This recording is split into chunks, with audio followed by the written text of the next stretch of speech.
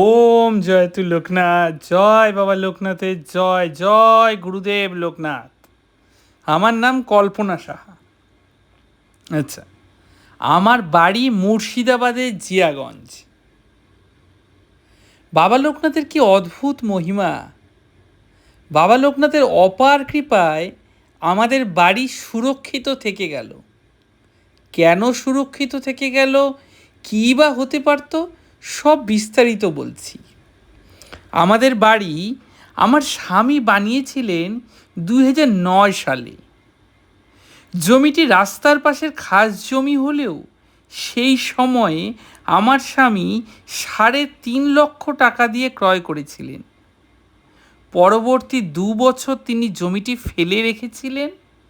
সেই সময় বিদ্যুৎ দপ্তর থেকে একটি বিদ্যুতের খুঁটি ওখানে বসিয়ে দিয়ে গিয়েছিল। তা আমার স্বামী 2011 সালে যখন ওখানে বাড়ি তৈরি শুরু করেন, তখন তিনি ওই বিদ্যুতের খুঁটি নিয়ে বেশ বিড়ম্বনায় পড়েন।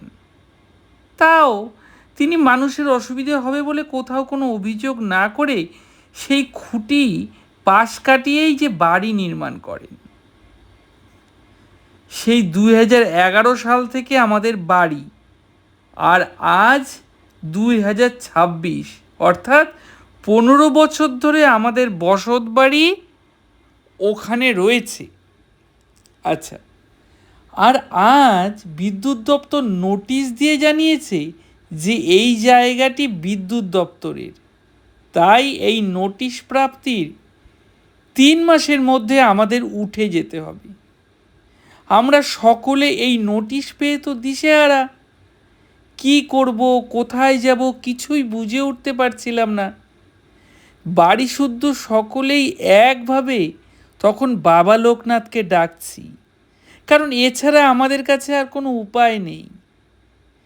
বাবাকে নিরন্তর ডেকেই চলছি, বাবা একটি পথ তুমি দেখাও, এই চরম বিপদ থেকে আমাদের উদ্ধার করো, না হলে এই সময় আমরা কোথায় গিয়ে দাঁড়াবো। মনের ভেতর বিশ্বাস ছিল আমাদের দয়াল বাবা ঠিক এর কিছু উপায় করবেনই করবেন। এই দুর্দিনেই আবার আশেপাশের লোক, আত্মীয় স্বজনেরা ভয় দেখাতে শুরু করলো। এটাই তো তাদের স্বভাব, তাই না? তারা বলতে লাগলো, যত দ্রুত সম্ভব উঠে যাও, না হলে বিপদ হতে পারে। তা ওদের এই সব কথা শুনে বুঝতে পারি ওরা মজা দেখছে আর এসব বলছে। এটাই তো মানুষের স্বভাব। তাদের কথায় কর্ণপাত না করে আরও দৃঢ়তার সাথে আমরা আমাদের একমাত্র ভরসা বাবা লোকনাথকে ডাকতে থাকি। বলি, বাবা গো, তুমি ছাড়া আমাদের যে আর কেউ নেই। তুমি হলে আমাদের একমাত্র ভরসা। তুমি আমাদের এই চরম বিপদ থেকে উদ্ধার করো। এইভাবে প্রায় 20-25 দিন পার হয়ে যায়। বিশুর বাবা দুশ্চিন্তায় পুরো ভেঙে পড়ে। বিশু আজ এই অফিস তো কাল ওই অফিস ছুটে বেড়ায়। আমি ওদের বাবা ছেলে দুজনকেই বোঝাই, আরে তোমরা এই দুশ্চিন্তা আর দৌড়োদৌড়ি বন্ধ করো, আর আমাদের বাবা লোকনাথের উপরে পুরোটা ছেড়ে দাও। আমার কথায় শান্ত হওয়া তো দূরের কথা, বাপ ছেলে দুজনেই দেখি রেগে যায়।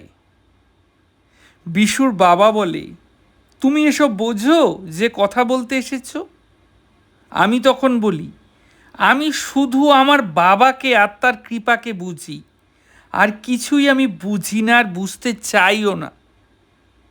বিশু বলে, দেখো মা, বাবা লোকনাথ চাইলে এই বিপদ আমাদের আসতোই না।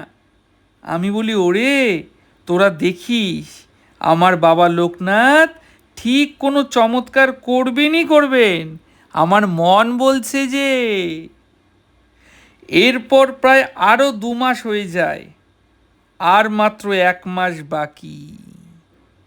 বাপ ছেলের দুশ্চিন্তা প্রায় চরমে, কিন্তু আমার বিশ্বাসী মন, তাই আমার কোনো হেলদোল নেই। ভাবছি এই চমৎকার হলো বলে। কিন্তু দিনের পর দিন যায়, সত্যি কোনো চমৎকার আর হয় না। এরপর আসে সেই নির্ধারিত সময়, আমরা চুপচাপ রয়েছি। বিদ্যুৎ দপ্তর থেকে প্রায় লোক এলো বলে, কিন্তু অস্বাভাবিক ব্যাপার, সেই নির্ধারিত সময় পার হয়ে গেলেও বিদ্যুৎ দপ্তরের কোনো লোক আমাদের উচ্ছেদ করতে এলো না। বিশুর বাবা আমাকে কিছু না বললেও বিশুকে বলে, কিরে কি ব্যাপার? যদিও আমি সামনে এলে ওরা দুজনেই চুপ হয়ে যায় লজ্জায়। কিন্তু আমি বুঝতে পারি, আমার বাবার কৃপা দেখে ওরাও এখন মেনে নিতে বাধ্য যে আমার বাবা লোকনাথের কৃপা অসীম ও অপার।